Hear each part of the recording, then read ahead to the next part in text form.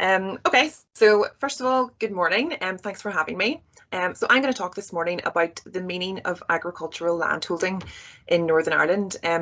That sounds terribly dry, I hear you say. So why is it important? Well, it's important in the context of post-Brexit agricultural and environmental policy in terms of what that will look like and also how effective it's likely to be. So because the way in which we think about land ownership influences how that land is used and potentially how it would best be protected. Having a deeper or fuller understanding of the ways in which we conceptualise property in agricultural land will allow more nuanced and effective approaches to be developed post-Brexit. So I'm borrowing some compelling lines from John Hewitt to offer a glimpse into the meaning of agricultural landholding in this jurisdiction.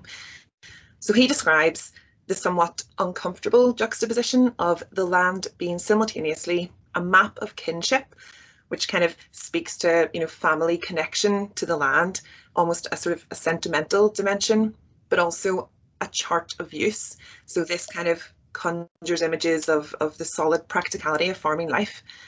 And I think that these lines reflect the reality that there are a range of different demands placed upon agricultural land. There are a number of different things that we need the land to do. And these different demands influence and shape our conception of property in this context. What I've tried to do in this research is organise these different demands into distinct themes. And the structure of the presentation reflects this. So as we've seen, the land has to be productive. So this is sort of from the farming business perspective, but it also has a constructive role to play as well in terms of being a source of identity and memory. So I'm going to talk about both of those in more detail shortly. But it's also been increasingly recognised that agricultural land has a supportive role to play in terms of supporting important habitats and species, for example. And I'll talk about that in a bit more detail towards the end of the presentation too. So the first and perhaps the most obvious way of thinking about agricultural land is that it's a productive resource. In terms of making sense of this view from sort of a theoretical perspective, what does agricultural landholding mean? I think it's useful to consider the law and economics conception of property. So this theory centres around the idea of property as being about resource allocation and the owner's right of exclusion. The perception is that land is something useful from which the owner might deduct some benefit through optimising its productivity. And I think that this view of land is certainly in evidence in Northern Ireland. So if we think about issues around access to land, access to the countryside, this is almost the right to exclude in practice. And in terms of optimising productivity, we know that the agriculture industry is hugely important in terms of Northern Ireland's overall economy. So farmer landowners will be acutely aware of the importance of the productive value of land, both from their own perspective as business owners, but also due to external pressure from government to ramp up productivity within the sector. So I think this focus on economic development has really compounded the view that land ownership is about exclusion and about optimising productivity. But it's also important to acknowledge that this, which is a somewhat dispassionate view of what agricultural landholding means, seems to be made more nuanced and textured by the incorporation within agricultural landholding of the duty of stewardship. So we often hear about farmers described as stewards of the countryside, and as the quotation I've put up there at the top illustrates, this conjures images of a custodian or a caretaker of the land. It's sort of an altruistic role. The farmer looks after the land for the benefits of the public at large. But interestingly, I think there's room for debate about what stewardship actually means in this context. Certainly in Northern Ireland, it seems to equate to the idea of farming in line with the principles of good husbandry. And as you can see from the extract from the Agriculture Act there at the bottom, this seems to be about optimising productivity and the effective management of resources. So there's a really critical debate to be had here about whether this duty of stewardship will at times actually conflict with the idea of looking after the land. So it's quite important to recognise that the way in which these terms, stewardship and good husbandry, the way in which we interpret these terms influences our understanding of the rights and responsibilities that are associated with agricultural landholding. So moving on then to the second theme, which is the idea of land as a constructive force. And by that, I mean land also has a role to play in the construction of identity.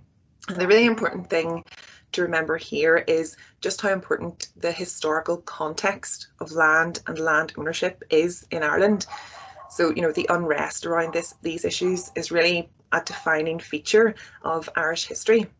And because of this, the ownership of land is a really emotive issue. It's considered to be hard won in a way, and so it's characterised by this deep sense of entitlement. And this, I think, has imprinted on the consciousness of contemporary landowners as well. So as we saw in John Hewitt's lines at the beginning of the presentation, land is about families, and there's a really keen desire to keep the name on the land, particularly in an agricultural context, where a farmer's life is so intrinsically tied to the land. So we can see that, land ownership is about familial identity, but it's also about personal identity as well. So the very essence of who a farmer is becomes entwined with their relationship to the land and almost validated by their ownership of it. And I think we can see evidence of this sense of entitlement and a reluctance to cede control of the land in contemporary Northern Irish farming. So, for instance, only a very tiny proportion, it's like 3% of agricultural land comes up for sale annually in Northern Ireland.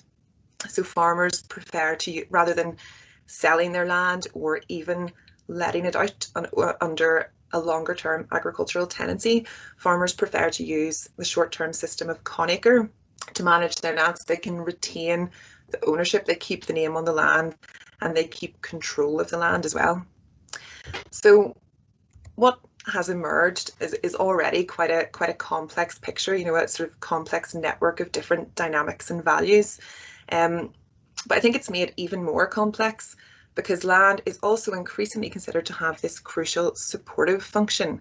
So this is the expectation that agricultural land will support important habitats and species, as well as perform other environmental functions that are crucial to human well-being. So like it has a role to play in flood defence, for example.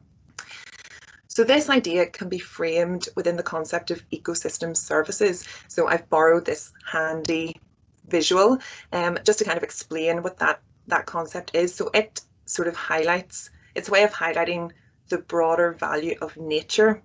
But what I'm talking about here specifically is agricultural land. And I think it's really important to remember that within this supportive view of land, it can actually conflict quite a lot with the idea of, yes, the supportive view of land, yet conflicts with the productivist view of land that we saw earlier. And actually, it's true that the link between agriculture and the environment has become much more expressly articulated in recent years, but whether this actually translates into policy is another question. So speaking of policy, the Agriculture Bill outlines the future of agricultural and environmental policy across the UK, including a new approach for allocating agricultural subsidies to farmers. So this new approach replaces the old system of direct payments under the EU's Common Agricultural Policy. So the new approach has got this slogan of public money for public goods. And so, I mean, we can deduce that farmers are paid based on the public goods that they deliver, such as improving air quality, for example, and even improving access to the countryside. So this kind of new approach has been lauded as, it's going to bring these massive changes. It's going to work so much better for the environment. But I question how much of a change in direction it actually is.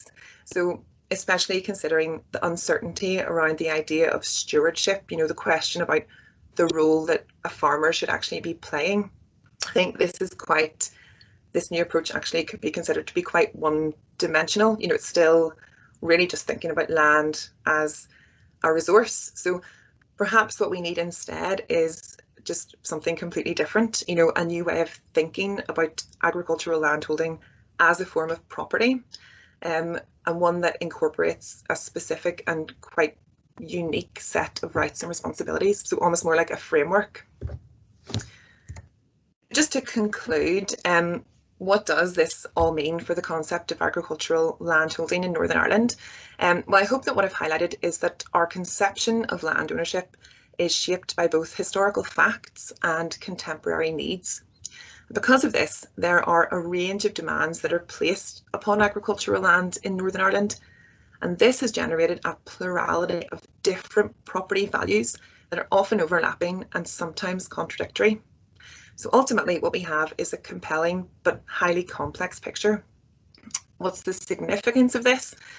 Well, I would suggest that there has been a lack of proper consideration and scrutiny of the meaning of agricultural landholding in Northern Ireland, and that this has been problematic when it comes to the success of nature conservation efforts, and that it will potentially continue to be problematic post-Brexit. And that's me.